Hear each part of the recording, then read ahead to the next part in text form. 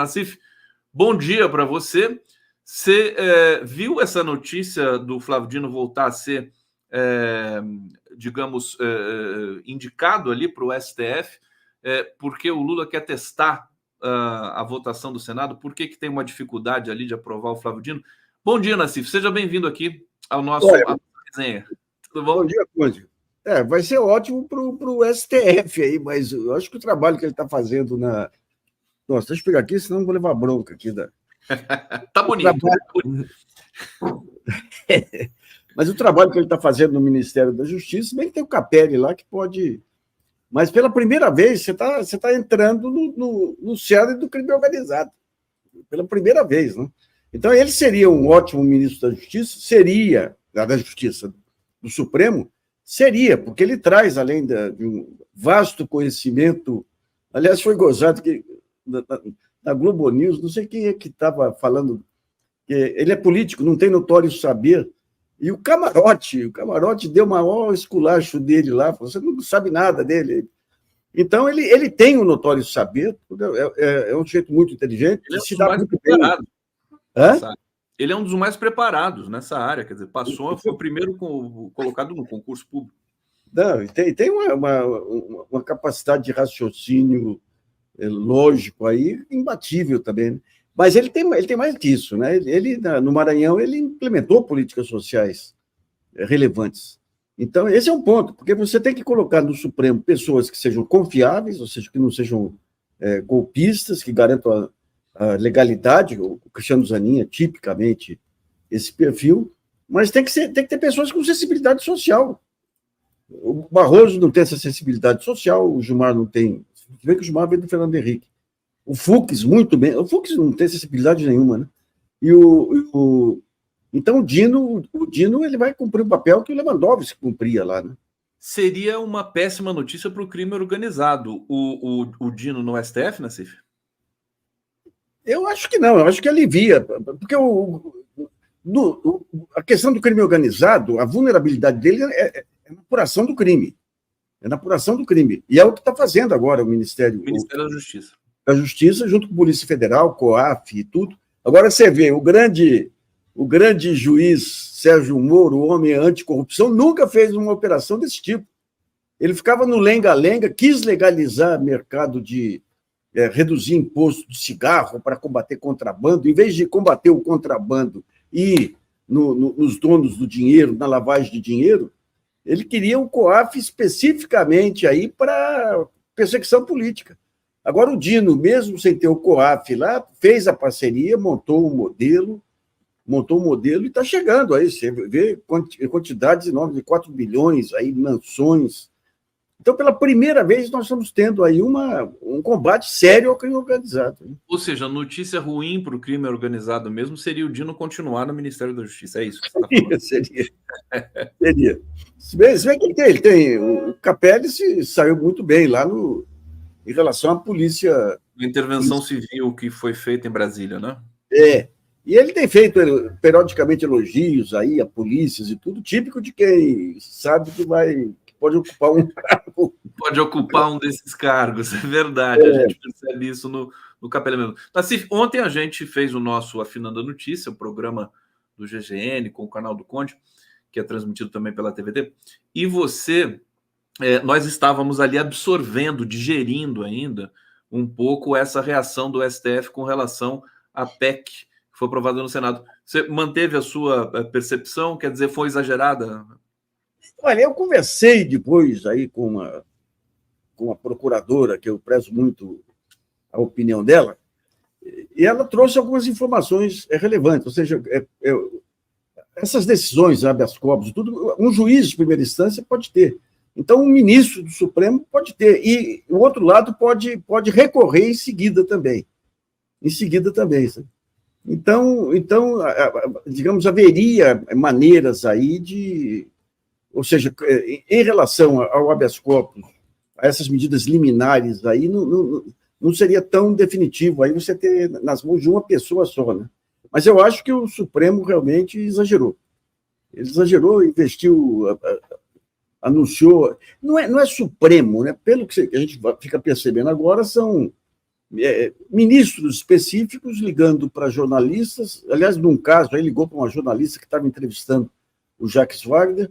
Então, eu diria que foram explosões de imediato aí que não vão ser mantidas, evidente. Não dá para saber, não dá para acreditar no Supremo em guerra com o Executivo e o Legislativo, ou um Executivo aí sendo boicotado pelo Supremo. Eles voltam, digamos, ao normal. Mas, mais uma vez... Desculpa, pode completar. A atitude do Jacques Wagner que provocou todo esse processo de confusão aí, porque ele é líder do PT, o PT não se posicionou e ele se posicionou individualmente. Não faz sentido, né? Tem uma frase que atribuída ao Gilmar aí para ele: ou você é um gênio ou você é um idiota.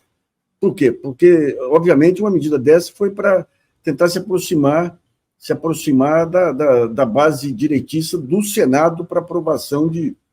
Agora, ao mesmo tempo, você se queima junto ao Supremo. Rapaz, esse negócio de estar cercado de adversários por todos os lados não é fácil, não, viu? Não é fácil. Se fosse fácil, né, Nassif? Não seria esse Congresso brasileiro, essa cena política no Brasil. Agora, a movimentação... Há algumas... vamos ouvir o Jacques Wagner aqui, mas que isso estaria também atrelado a futuras aprovações de matérias do governo no próprio Senado. Quer dizer, a resposta, por exemplo, queria também te ouvir um pouco mais agora sobre a resposta do presidente do Senado, Rodrigo Pacheco, que é presidente do Congresso também, né? Enfim, é uma verdade que a gente, gostando ou não, tem de respeitar. Ele ficou forte com aquela resposta que ele deu, que nós vimos. Foi. Ele se comportou como um ministro do Supremo deveria se comportar, né? Fez uma declaração forte, mas você vê, hoje já vem a informação que o Arthur Lira vai segurar isso aí até passar aí o recesso parlamentar, né? O Arthur Lira, recentemente, o Gilmar livrou o Arthur Lira de um monte de acusações aí, né? Então, rapaz, é um jogo que Deus me livre, porque você, para poder negociar com a Câmara, você tem que reduzir o controle sobre os crimes do presidente da Câmara. Olha o que esse bolsonarismo maluco, essa mídia maluca nos colocou aí. Inacreditável, né? Mas vamos ver. O Luiz Nassif, eu acabei de receber uma mensagem aqui da assessoria do senador Jacques Wagner. Vou ler aqui para todos vocês. Ele diz o seguinte, o Gabriel Camões, né? Meu caro, peço perdão, mas tivemos um imprevisto de última hora aqui e o senador, infelizmente, não vai conseguir participar. Ficamos à disposição para marcar uma nova conversa em breve. Bom, isso significa o seguinte, Nassif, significa que nós não teremos o Jacques Wagner aqui para começar. E significa que o imprevisto foram os episódios de ontem. Não, e que esse ambiente realmente deve estar muito ainda forte ali, pesado, né? Em Brasília. Seria importante, eu acho que a melhor fórmula para você avançar, né, é ser o mais transparente possível o tempo todo, né, Nassif? Sim, mas eu acho que nesse momento aí, o caminho é todos se recolherem aí, esfriar a cabeça. Você acha? Discutir uma saída honrosa para todos, né? Porque mostra que nós temos aí um problema institucional que está terrível, né? Terrível. Você tem guerra entre poderes aí, tentativa de poderes, de entrar na área do outro. Quando você pega a Câmara e Senado, essas bancadas da bala e tudo aí, sendo um retrocesso monumental também, né? E o governo tendo que se equilibrar nessas três pontas aí, tendo uma situação econômica frágil, né? Olha, rapaz, essa herança bolsonarista, guedista aí, de Paulo Guedes aí, foi terrível. Ficar arrumando a casa o tempo todo, né? Não tem muito o que fazer. Agora, Nassif, acabou o governo que já tem tantas, eu não diria dificuldades, mas assim, são desafios imensos, né? Você, enfim, uma base que é dispersa, que não existe no papel, que o Arthur Lira controla como nenhum outro presidente da Câmara anteriormente controlou. importar mais um problema, que realmente isso aí... Agora, o Lula também não foge dos problemas, né? Olha, essa pesquisa que você estava lendo, que eu ouvi um pedaço aí, é interessante. É interessante porque mostra que, apesar de todos esses problemas da inação do governo nesse período, a maior parte dos consultados aí acredita que virá aí um programa de governo e tudo. Quer dizer, o Lula continua encarnando a esperança aí de um programa de governo proativo que mobilize a opinião pública, né? É interessante isso, porque você tem um vácuo, efetivamente. Esse vácuo, você vai fazendo um monte de besteira aí, Congresso fazendo besteira por um lado, mídia, a mídia que está terrível, terrível. Terrível. Você pega a Folha de São Paulo, qualquer escândalo de ministro, lá o ministro Juscelino, que ministro do Lula faz tal coisa, ministro... Ou seja, é ostensiva a atuação da imprensa para desestabilizar Lula, para colocar quem? Então vai chegar uma hora que vai cair a ficha aí, que o que vão fazer vai ser ressuscitar o fantasma bolsonarista, ou quem sabe eles vão acreditar no Milei, no Milei brasileiro, aí acabando de destruir o país, aí que nem o Milei vai fazer na Argentina, né? Então isso aí você vai ter em algum momento aí essa freada de arrumação. Tá pronto para o Lula lançar aí a sua... Agora não, fim de ano é fim de ano, né? Mas começar o próximo ano aí com uma articulação, um projeto de mobilização nacional aí. Está na hora, tá na hora. Vamos ver até que ponto que ele tem vontade. Você tem cobrado sempre muito isso, a questão, a palavra, enfim, ela causa alguns arrepios em algumas pessoas, que é a palavra utopia. Sabe quem fala de maneira muito bonita da utopia é o ex-reitor da UNB, Zé Geraldo Souza Júnior, que, aliás, incorpora esse conceito no próprio fazer jurídico dele. E é importante você ter, né? A subjetividade depende disso, né? Sim, a mobilização sim. política, né? Não pode ser só arrumar a casa, né? Você tem que propor aí uma ambição para o país, né? E cá para nós, olha, a melhor coisa que eu ouvi nos últimos tempos, aí foi uma entrevista que eu fiz com o Edinho, lá de Araraquara, e o Edinho chamando a atenção para o potencial brasileiro, para a ambição brasileira. Aliás, eu tenho uma música, eu tenho uma crônica que eu escrevi sobre Didi, em 58, Didi. Quando vem o Brasil, a ideia da fracassomania lá estava disseminada, especialmente depois da derrota no Maracanã. A ideia de que o negro podia ser um bom atleta, mas não tinha equilíbrio emocional, disseminada. Eu jogava bola lá com a molecada, lá no São Benedito, tinha um cara que era um gato lá, um negão lá, a gente chamava ele de Pompeia ou Viludo, que eram os dois grandes goleiros negros. Mas o que a molecada falava? Não, mas na hora H o negro amarela... Não, e foi o preconceito que o goleiro da seleção teve em 1950, né? Barbosa, que era o meu ídolo. Era o meu ídolo, porque eu sempre... O fato de ter um herói caído lá, para mim, era... Eu sonhava com o Barbosa, amparando o Barbosa. Daí vem a Copa de 58, o Juscelino louco para levantar o moral brasileiro, começa a final, a Suécia marca o primeiro gol. Rapaz, eu estava assistindo na casa dos vizinhos com meu pai lá, você olhava a cara deles lá, aquela ideia, não adianta, o Brasil não tem jeito. Daí vai o Didi, pega a bola, leva até o meio do campo e comanda uma virada de jogo fantástica. Aquilo lá, para mim, foi um momento que o espírito de vira-lata aí foi superado, né? Então, o Brasil está nesse momento agora. Ele está hoje com o espírito de vira-lata ainda.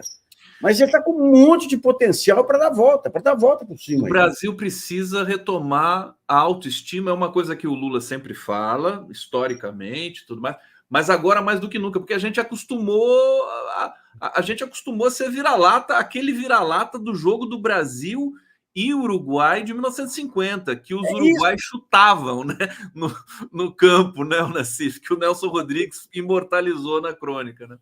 Então, e o Brasil, e o Lula tem uma baita de uma condição, se ele traz, esquece mercado financeiro, porque hoje, quem é o herói brasileiro hoje? O sonho da molecada.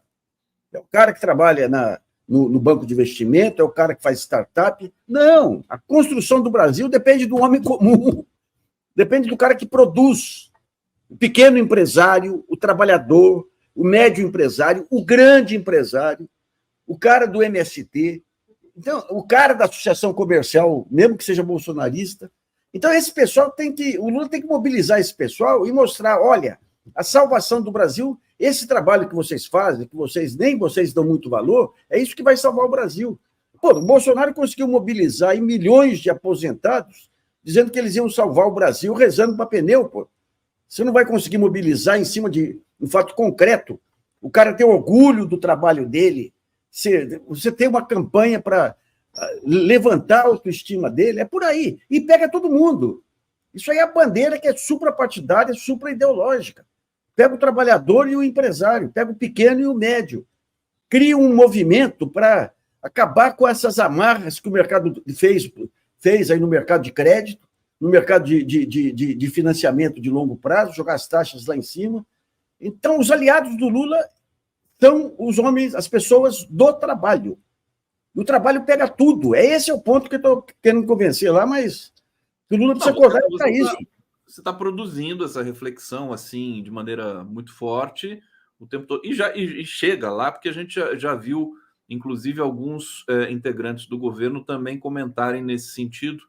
É trabalho de formiguinha, Nassif. Tem que ser aos poucos. Ô, Nassif, deixa eu aproveitar, porque ontem o Lula vetou a tal da desoneração para lá os 17, na verdade não são 7, são 17 setores que mais empregam no país. E nós temos aqui a notícia de que o governo vai apresentar uma proposta até o fim deste ano para substituir a desoneração numa coletiva, num pronunciamento do Fernando Haddad. Fala um pouquinho sobre isso para a gente, porque essa desoneração veio desde 2012, né? E agora ela precisa ter um fim, porque senão ela não tem fim. Como é que é isso? Você tinha, há muitos anos, aí você tinha uma proposta alternativa, que é o seguinte: quem são os setores mais fortes da economia? São aqueles que têm alta tecnologia. Alta tecnologia significa menos trabalho. Então, havia uma proposta da tributação, em vez de ser sobre a folha de salários, ser sobre o faturamento bruto. Mas você tinha que ter um modelo que equilibrasse as contas. Ou seja, eu vou tirar aqui da folha do trabalho, mas eu tenho que ter uma alíquota sobre o faturamento bruto que compense o que eu vou isentar da folha de trabalho. Então, essa é a lógica. O que a Dilma fez foi diferente. Ela criou lá um negócio de 2% sobre o faturamento, sem nenhum cálculo, e dava a opção ao setor. Então, o setor olhava, pô, aqui eu vou pagar menos, então eu vou nesse. Aqui eu não vou pagar menos, então eu vou ficar nesse. Então, digamos, agora o Haddad ele tem colocado aí a preocupação com a desoneração da folha como um todo. Agora é o seguinte: a folha hoje é o fator de maior estabilidade que você tem para arrecadação fiscal. Sempre que o governo vai fazer estimativas aí de receita fiscal, a única receita que ele consegue prever assim é da folha, tanto a contribuição dos trabalhadores quanto a dos empregados. Agora, a folha está sendo substancialmente corroída aí por essa carteira verde e amarela, pelas ofensivas aí do Supremo. Então, ele vai ter que criar, em algum momento, um imposto que substitua esses impostos sobre a folha, né? Agora, qual é o valor desse imposto? Como é que faz no meio de uma reforma fiscal aí complicada, aí, que é essa que vai levar 6 anos para ser implementada? É um desafio grande. Mas quando você pega, por exemplo, vamos pegar um caso aí. Eu fui no CAGED hoje para pegar a série histórica de emprego no setor de comunicações, que é o setor que mais bate aí. Você pega as televisões e jornais aí, só ouvem um lado aí, né? Você não consegue no CAGED série histórica. A série histórica você bate lá na página, a página não funcionando. Então tem que levar em conta vários aspectos aí. Por exemplo, esse negócio do PJ. PJ, a Justiça do Trabalho, começou a entrar com ações contra quem usa o PJ, aí, especialmente televisão. Então, eles tiveram que voltar para a relação formal de trabalho. Agora, dentro de uma lógica aí de redução de alíquota. A redução de alíquota, no começo, era o Pimentel, que era ministro da Indústria e Comércio, né, o Fernando Pimentel, e ele sugeriu para Dilma de fazer a desoneração exclusivamente naqueles setores que estavam sofrendo uma baita de uma concorrência internacional. Acabou espalhando, né? Acabou espalhando. Ali foi um período, rapaz, porque cada mês vinha o Guido Mantega, anunciava mais desoneração, anunciava uma projeção otimista. Isso não foi inspirado, assim, claro que como de maneira distorcida, mas naquela movimentação que o Lula fez na crise de 2008, que ele desonerou toda a linha branca, enfim, ele tirou deu vários subsídios, incentivos, e a crise de 2008 não chegou no Brasil. Será que tem a ver com isso? E aquilo foi bem feito naquele momento? Ali foi coisa de craque, né? Coisa de craque. Que o Serra tentou melar aqui em São Paulo. Que aquele criou antecipação de pagamento de impostos que melava. Daí houve uma movimentação. Você vê a importância dos sindicatos. O pessoal da Abimac juntou com as centrais sindicais e ameaçou fazer piquete na porta do Palácio Bandeirantes. Daí o Serra voltou atrás. Ou seja, o que esse pessoal não entendeu, o que o Biden entendeu nos Estados Unidos, é que as centrais sindicais são sócias dos setores que elas representam. O setor tem que ir bem para poder gerar emprego, né? Mas o que o Lula fez foi uma coisa parcial lá e com amplos resultados, né? Não, o Lula daquele período... Você disse que ali nasceu o estadista, né? Nasceu o estadista.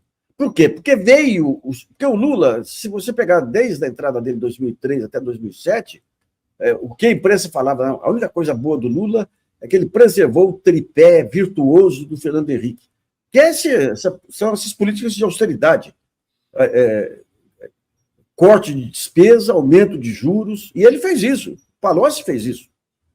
O Palocci matou a maior chance, a maior chance que nós tivemos de crescimento, porque quando veio a transição, a eleição de 2002, explodiu o câmbio, veio uma inflação. Só que a inflação corroeu o poder aquisitivo do brasileiro. Se tivesse mantido o câmbio lá em cima, não teria mais inflação, porque inflação é variação de preço. Não teria mais inflação e você teria um setor exportador extremamente pujante. Daí o Palocci foi reduzindo mês a mês o câmbio, valorizando mês a mês o câmbio, porque dizia que podia ter inflação e repasse de preço. Eu conversava na época com o Zé Alencar, que era o vice-presidente, ele falava, eu vendo para a classe popular, não tem como aumentar preço, não tem renda. Então, ali podia ter dado uma baita virada, mas o câmbio voltou, até tirar a competitividade da indústria brasileira de novo. Ô, Nassif, sabe quem está aqui com a gente? Olha só, vou colocar aqui na tela o nosso querido Aldo Fornazieri. Grande... O Aldo que tomou medidas relevantíssimas em solidariedade à Palestina. Perfeitamente, escreveu aquele texto magnífico, né? Uma carta, basicamente. Aldo, seja bem-vindo aqui. Você sabe que o Aldo ele é um coletor de serpentes lá da região da Serra da Cantareira, né, Nassif? Você já viu, Aldo? Não. Conta essa história para o Nassif aqui, que ele não sabe, Aldo. Tudo bem? Seja bem-vindo, meu querido Aldo Fornazieri. Bom dia, tudo bem? Prazer estar aqui com vocês.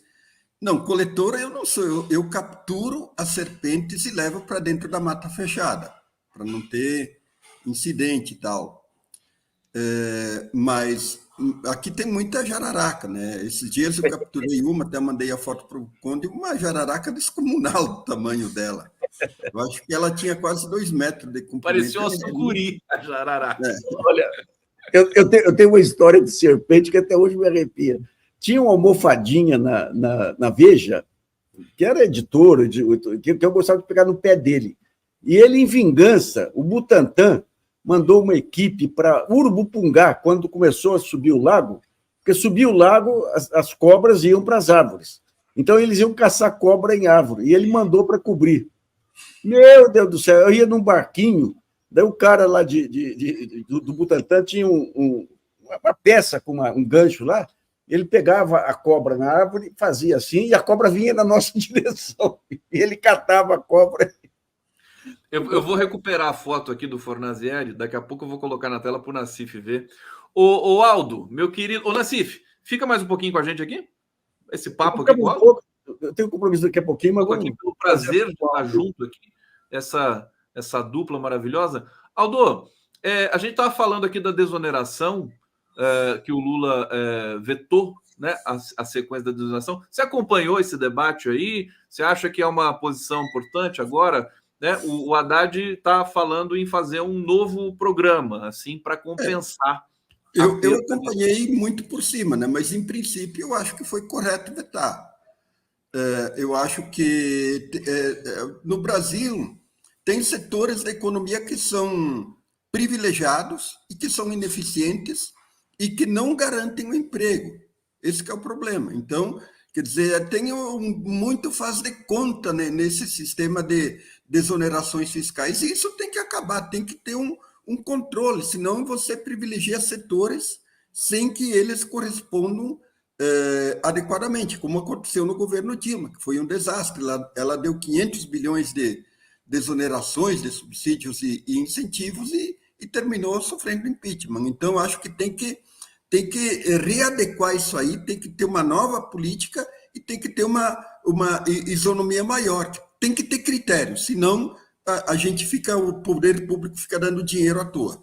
Olha, antes de passar, eu quero que o Nassif faça uma questão dentro daquela questão da utopia, o Nassif para o Aldo, para desafiar o Aldo aqui a conversar com a gente sobre isso. Antes, o Carlos Tinoco está dizendo aqui, grande Nassif, patrimônio da imprensa brasileira. O Nassif é patrimônio tombado, viu? Tombado da imprensa brasileira. Não, tombado não, né? Tombado não, é patrimônio vivo.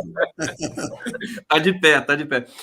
Marcos Falcão, a ironia são os partidos liberais da oposição pedindo subsídios do Estado que eles tanto combatem e o querem mínimo. Tá aqui, muito bom. Isso aqui é as contradições das demandas públicas. Nassif, conta essa sua tese pro Aldo, que eu quero saber como é que o Aldo vai reagir. Não, o ponto central, Aldo, é o seguinte, o Lula está precisando juntar os cacos aí do que foi desmontado em todo esse período. Tem um trabalho de construção que é impopular, aí é demorado e tudo, mas tem que ter uma mobilização. E a mobilização se vê através da criação de utopias. E o Brasil ele é um país que ele tem um baita de um potencial, que a ideia da utopia como fator de mobilização, e o ponto que eu tenho colocado aqui é que o ponto em comum que pode provocar mobilização é a apologia do trabalho. O que é o trabalho? É aquele pequeno empresário que produz lá a sua coisinha, é o trabalhador, é o médio empresário, é o grande empresário, é a associação comercial, é o MST.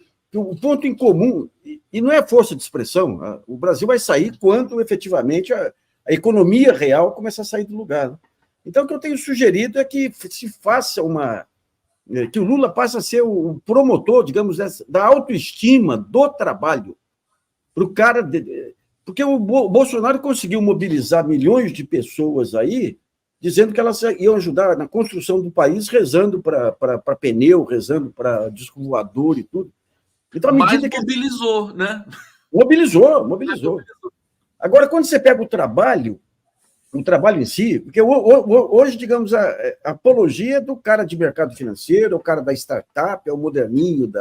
Quando você começa a mostrar para o pequeno empresário do interior, para o grande industrial, isso que você está fazendo é construção do país, ele teria condição de juntar aí uma grande frente aí de mobilização para a criação dessa utopia, do Brasil multirracial, do Brasil multi-empresarial também, que você tem várias formas, você tem do cooperativismo, você tem do MST, as federações de indústrias, como a civilização do século XXI, talvez, mas criar uma utopia. Né?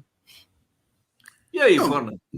Não, eu acho assim que o que é visível é que falta um projeto estratégico para o governo. Acho que isso é visível. Agora, como você costura isso, quer dizer, se é em torno da utopia do trabalho, eu não sei. Eu penso que talvez seja melhor. Parece que o Haddad e a Marina vão apresentar um projeto na COP lá do Catar, né? Eu acho que o que eu percebo assim, dando aula para a juventude e assim por diante, é que existe uma situação de desespero. E nada mobiliza os jovens, inclusive não é só aqui no Brasil, mas eu tenho usado um termo para classificar isso, que é a era do desengajamento. Nós vivemos uma era do desengajamento das pessoas, e é muito difícil engajar pessoas. Então, qual que é o nosso grande tema do século XXI? O nosso grande tema é a questão ambiental. Então, se você criar um projeto que não seja simplesmente salvar a Amazônia e assim por diante, que tenha como eixo diretor a questão ambiental e, em torno disso, você criar a ideia de uma nova economia, de uma nova esperança, me parece que ali você tem uma potência muito significativa de engajamento de vontades, de engajamento de processos. Agora, você tem que ter um projeto amplo, que não sei. Esse projeto ele deveria ter, por exemplo, uma dimensão resiliente, que é como você resiste às questões da mudança climática, uma política de estancamento da emissão dos efeitos estufa e uma política de regeneração. Eu acho que em torno dessa política de regeneração climática, você poderia criar todo um novo setor industrial, toda uma nova série de empregos e assim por diante. Agora, eu não vejo muito, quer dizer, as cidades, por exemplo, os meus alunos estão fazendo um trabalho em torno de como a questão climática está nas cidades. É um desastre. E o governo não se preocupa com isso, ele está preocupado assim com uma macropolítica, enquanto que nós temos que voltar ali para a questão das cidades. O ano que vem vamos ter eleição municipal. Quer dizer, esse é um debate crucial para mudar isso aqui. O mundo está indo para o abismo e as pessoas continuam contribuindo para que o mundo vá para o abismo, os governos continuam contribuindo. Então, isso é angustiante. Me parece que ali tem uma potência de uma enorme mobilização social, principalmente o engajamento da juventude, de empresas e assim por diante. Vou ter que passar por Nassif, responder isso aí agora. Não, eu acho que a questão ambiental ela é uma questão relevante dentro de um projeto de mobilização mais amplo. Porque eu não acho que a questão ambiental vai conseguir, por exemplo, ter a abrangência de mobilizar o pequeno empresário, de mobilizar... Você pensar na mobilização do trabalho, ou seja, pressionar o Congresso para acabar, o Banco Central para acabar com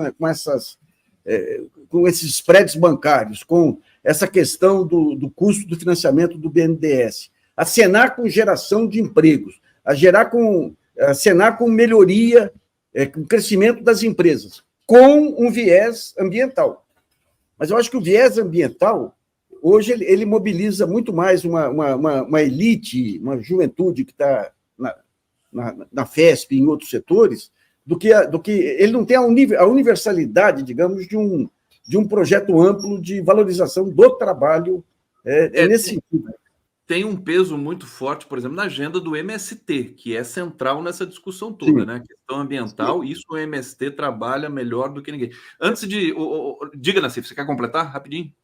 Não, o ponto aí que eu vejo nessa agenda ambiental, Aldo, é o seguinte, o que o país ganha com isso? Ele fala, não, o país ele tem duas vantagens ambientais. Ele tem a energia verde, então vale a pena o pessoal vir para cá para tentar produzir energia eólica. Ele tem condições favoráveis para energia eólica, solar e tudo. Mas um ponto central é que você tem empresas que já hoje não conseguem produzir na Europa por conta da poluição, por conta dos gases e tudo, que querem produzir no Brasil. E o ponto central é o seguinte, o que nós ganhamos com isso? Basta vir a empresa e se instalar aqui e usar a nossa energia verde? Qual a contrapartida? Porque se você pega a China lá, se você pega o Brasil, do Juscelino, o grande ponto é o seguinte, querem vir para cá, quer pegar o nosso mercado interno, quer se aproveitar da nossa energia aqui, tem que trazer tecnologia, tem que ter garantia de fornecedor brasileiro, de preferência tem que ter sócio brasileiro.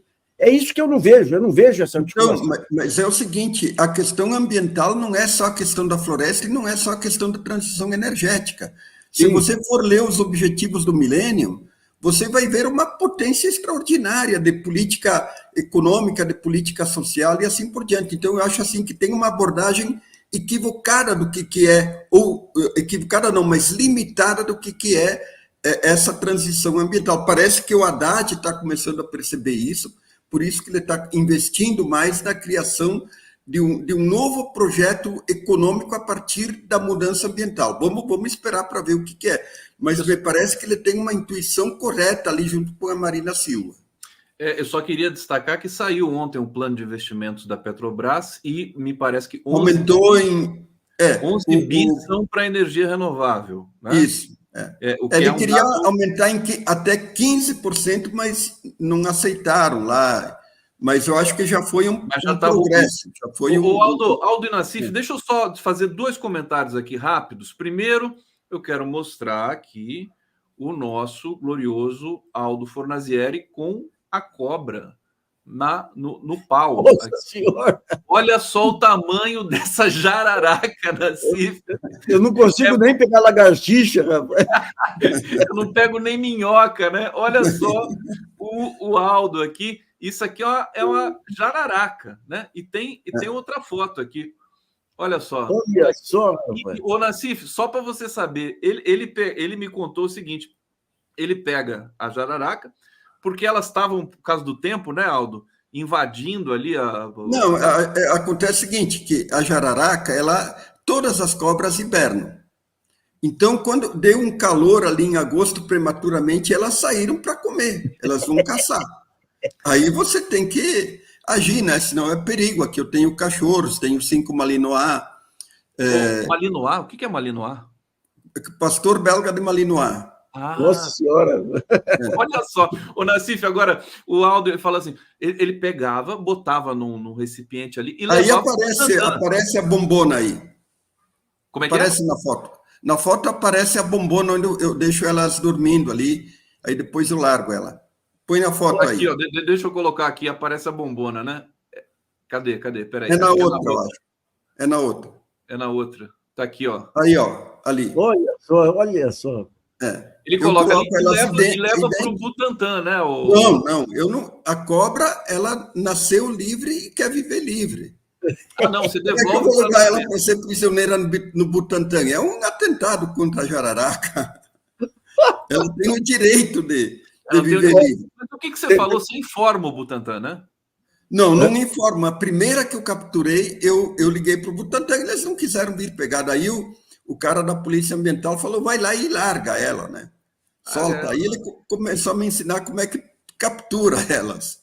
Tá vendo, Só que a primeira que eu capturei, o Corpo de Bombeiro de Franco da Rocha veio pegar e colocaram um chip para estudar, porque era grande, e largaram lá no Parque do Juqueri. As outras eu capturo aqui e levo em mata fechada. Leva uma para o Nassif um dia, ele vai gostar. O Aldo ter comiseração de cobra jararaca é um sinal de uma alma grande, viu? Mas é crime matar a cobra, claro. crime ambiental. A cobra mostrar o pau não dá. Não. Ô, Nassif, meus queridos, olha só, eu acabei de receber aqui. Só um pouquinho, Conte. Diga. Essa semana, o Globo, até uma moça do Globo me ligou, eles iam fazer uma reportagem sobre o crescimento de aparecimento de cobra em cidades. Mas aqui não deu para falar, porque elas aparecem aqui, é sítio rural, né? Então, tem uma preocupação com isso, né? Tem aparecido muita cobra em cidade. Em função também das mudanças climáticas, dos eventos extremos, desmatamento, tudo. Eles vão enlouquecer, né? Depois do bolsonarismo, qualquer bicho que apareça aí não é mais surpresa, viu? Não é mais surpresa. Olha, eu acabei de receber aqui um tweet da Gleisi Hoffmann que eu vou querer que vocês comentem, que é uma coisa interessante. Deixa eu até compartilhar na tela aqui. Ela diz o seguinte: olha, mercado, empresários, mídia, presidentes da Câmara e do Senado exigem déficit zero nas contas do governo. Mas quando o presidente Lula veta a desoneração que o Congresso deu a determinados setores, parece que o mundo vai acabar. São liberais só com as verbas do executivo, que atende a população. Quando se trata do imposto que devem pagar esse liberalismo acaba. Lula e Haddad fizeram bem em não prorrogar o benefício que custa 25 bilhões e sem nenhuma comprovação de que gerou empregos. 25 bilhões por ano. Vamos lá, Nassif, um comentário e depois o Aldo também. O que você acha desse tweet da Gleisi aqui? Ela deu uma rasteira na hipocrisia aí, e a hipocrisia ficou caída sem... A hipocrisia ficou com medo, né?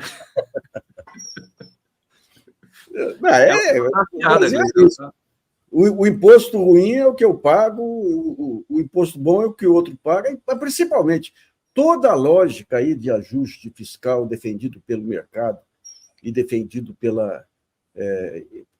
em geral pelos economistas, são aqueles ajustes com cortes em cima de gastos sociais ou gastos relevantes para o desenvolvimento. Tudo aquilo que leva a desenvolvimento, ou seja, crédito barato, financiamento de pesquisa e inovação, compras públicas, política educacional, tudo isso aqui é tratado como negativo, como gasto negativo. E quando você pega que meio ponto da Selic equivale ao dobro do que o Lula estava defendendo de aumento da meta, essa é a armadilha que, em algum momento, o país vai ter que se livrar, provavelmente depois de uma grande crise, porque sem o seu crise não se faz nada. E aí, Aldo? Não, eu concordo com o tweet da Glaze. É uma doação sem nenhum critério, sem nenhuma verificação. Quer dizer, qual que é a eficiência disso? E é aquela história, né? O Brasil tira dos pobres para dar para os ricos. Quer dizer, então, se você quiser transformar o país, eu tenho usado muito o termo trágica normalidade da América Latina. E o Brasil faz parte dessa trágica normalidade da América Latina. A América Latina ela fica patinando, ela não é capaz de criar projetos superadores, inovadores, transformadores e assim por diante. E a questão de fundo dessa trágica normalidade é que o Estado é um grande instrumento de favorecimento dos ricos, de concentração de renda e de ineficiência, porque os estados cobram muito, tiram muito da população e devolvem muito pouco para os pobres, devolvem migalhas para os pobres, porque, convenhamos, por essa política social compensatória que é necessária, ela não transforma a realidade da desigualdade brutal, da violência brutal que existe no Brasil e na América Latina. É isso. Aldo Fornazieri. Nassif, eu fico preocupado com você. Fica mais aqui um pouquinho, você quer? Eu vou ter que sair agora. Aqui que sair. Então vou liberar, porque o Nassif, você sabe que o Nassif está fazendo pilates agora, viu? Tá certo, tem que... Pilates, eu acho que o brasileiro é muito indisciplinado e a disciplina do exercício físico ela é importante. Nós teríamos que ter uma certa disciplina militar individual. Olha a cara de felicidade dele, ó. Que tá Aldo, se eu praticasse em Pilates o que eu pratico em teclar aqui no computador, eu era um atleta aí. Então, exatamente, mas tem que cuidar da saúde, tem que cuidar do corpo, porque isso fortalece também o espírito, né? Tem razão. Nassif, a gente se fala mais tarde. Obrigado. Aqui, abrilhantando o nosso 11 News, sempre, Luiz Nassif, o Jesus Macedo está dizendo aqui, só eu estou achando injusto o absurdo o povo do dia 8 pegar 17 anos, enquanto o criminoso Bolsonaro seguirá livre, leve e solto. Eu vou aproveitar essa querela aqui do Jesus Macedo, Aldo, e pedir para você falar do Milei. Você escreveu um belo artigo agora do Milei dizendo da crise das democracias na América Latina, né? Do Sul ou Latina. Fala um pouco para a gente do efeito Milei no continente. Não, o que eu tenho escrito é que os argentinos se depararam com duas escolhas trágicas, o Milei e o Massa. Quer dizer, eles escolheram a pior tragédia, aquela que tem mais potencial destrutivo. Se é para escolher uma tragédia, vamos na maior, né? Vamos escolher a mais danosa. E por que o Massa também era uma tragédia? Quer dizer, um ministro da Economia que produz como legado uma inflação de 140%, quer dizer, então eu digo, o Massa não deveria, ele deveria perder, e o Milei não deveria ganhar. Quer dizer, esse era o paradoxo da eleição argentina, mas os argentinos escolheram a pior tragédia. Quer dizer, o Milei é um novo tipo de populismo, um populismo que usa vários ingredientes, um panelão de ingredientes complicados. Ele não pode ser comparado nem ao Bolsonaro e nem ao Trump, embora ele tenha alguns elementos de Bolsonaro e Trump, né? Porque aí ele usa um liberalismo radical, um libertacionismo, né, que é o anarcocapitalismo, um individualismo extremado e assim por diante. Agora, por exemplo, essa questão da proposta do fim do Banco Central não é dele.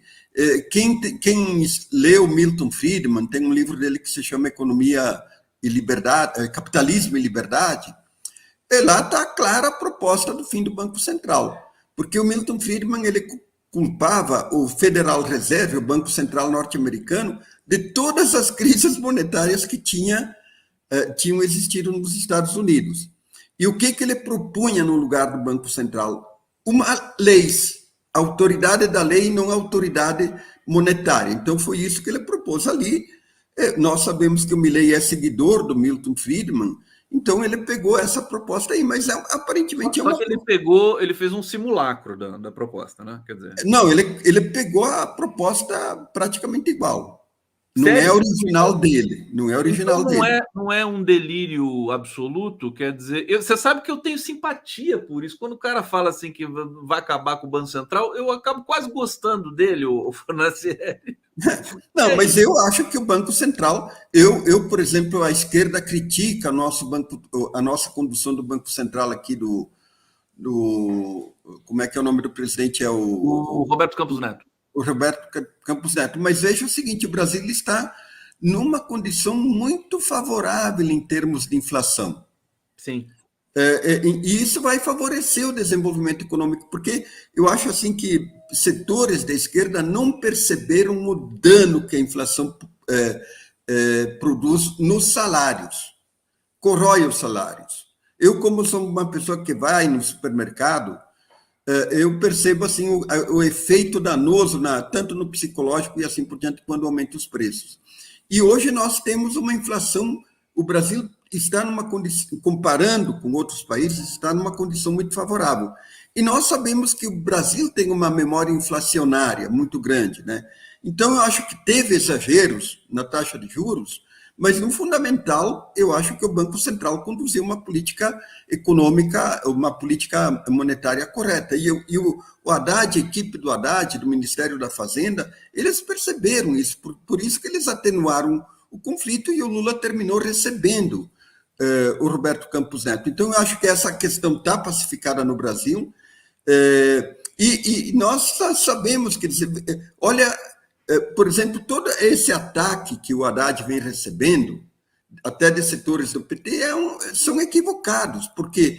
Porque se o Haddad não for duro nisso, surgem tendências argentinizantes. E a Argentina foi uma tragédia. Nós não podemos permitir que a direita volte ao poder no Brasil. E uma das coisas é você ter a economia correta, o país organizado.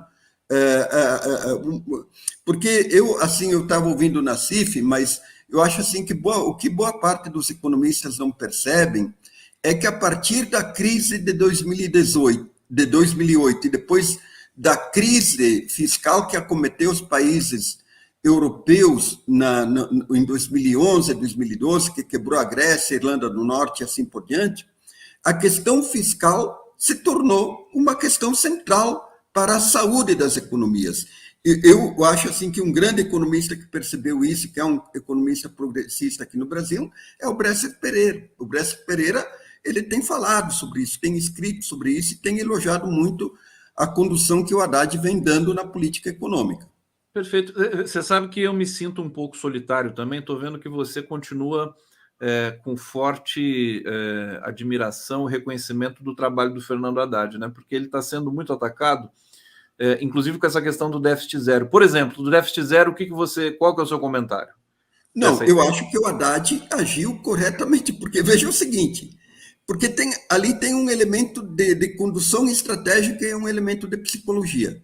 Se você abre mão do déficit zero agora, você está dizendo o seguinte, em primeiro lugar, para os atores econômicos e para o mundo político. Olha, abrimos a porteira. E aí, por exemplo, no Senado e na Câmara, vai ser muito mais difícil de você aprovar políticas e projetos que aumentem a arrecadação. Por exemplo, o projeto que cobra juros sobre os investimentos dos grandes capitais, e assim por diante, investidos no exterior e assim por diante. Então, você está desarrumando a tua estratégia.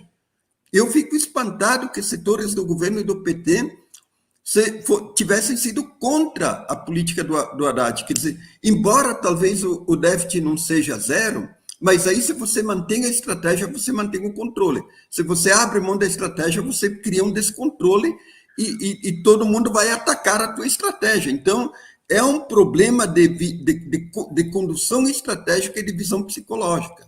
E o próprio mercado vai apostar contra o governo. Então, gente, ainda bem que o Lula bancou a política do Haddad. Bancou, né? Você vê que a intuição do Lula ela é importante até nesse sentido. Exatamente. De bancar uma figura como o Haddad, que enquanto todo mundo está achando que o Haddad, né, tá sendo muita austeridade, né, para pouca incentivo, mas na verdade é uma questão quase que de comunicação, de psicologia. Muito Exatamente. Interessante o que você está falando, o Aldo. Agora, eu queria que você falasse das perspectivas para 2024, justamente diante desse embate. Quer dizer, um governo não pode ser errático e a qualquer momento fazer medidas populistas. E no seguinte sentido, o próprio Luiz Nassif, com muita consistência que você conhece, está falando, esse negócio de austeridade é um discurso de controle, enfim, no mau sentido, quer dizer, para que o sistema continue, né, prospectando recursos e tirando dos trabalhadores e tudo mais. O que você acha enfim, seca para a gente esse conceito de austeridade que graça, digamos assim, políticas econômicas afora?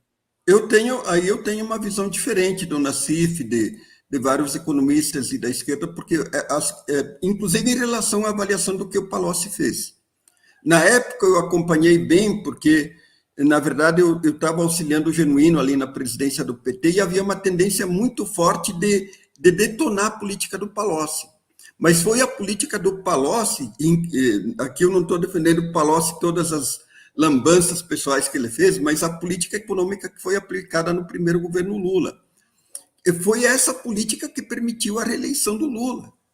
Por quê? Porque o duro ajuste que foi feito nos 2 primeiros anos permitiu que depois a renda e o salário se recuperassem, porque baixou a inflação, teve um controle, e o Lula, veja o seguinte, quer dizer, quando veio a reeleição do Lula, nós vivíamos um tormento político que tinha não sei quantas CPIs, a CPI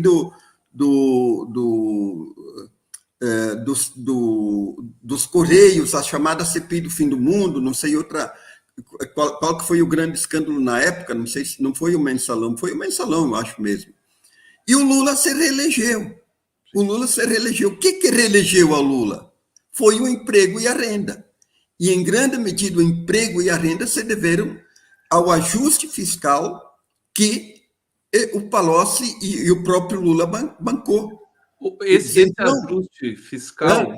Eu não tenho dúvida que esses 2 anos de ajuste que o Haddad está promovendo vão produzir bons resultados em 2025 e 2026. E vão fazer que o governo chegue no final com uma situação bastante confortável no campo econômico. Pronto para ser reeleito.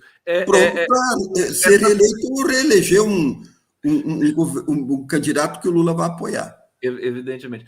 Eu estava fazendo uma paralelo aqui, né? Política econômica de ajuste fiscal é igual a Pilates, né? Dói no começo, mas depois a coisa você vai. Você adquire flexibilidade. Depois você tem flexibilidade. Fornazieri, voou o nosso tempo aqui. Eu quero agradecer demais aqui, sempre com muita categoria que você vem aqui colocar suas ideias. Agradeço. Não deu para falar com um grande espaço do Milei, mas logo você volta aqui para a gente conversar um pouquinho. Vamos ver como é que vai ser essa política argentina e quais serão as consequências aqui para todos nós. Aldo Fornazieri, obrigado. Eu agradeço aí e desejo um bom final de semana a todo mundo.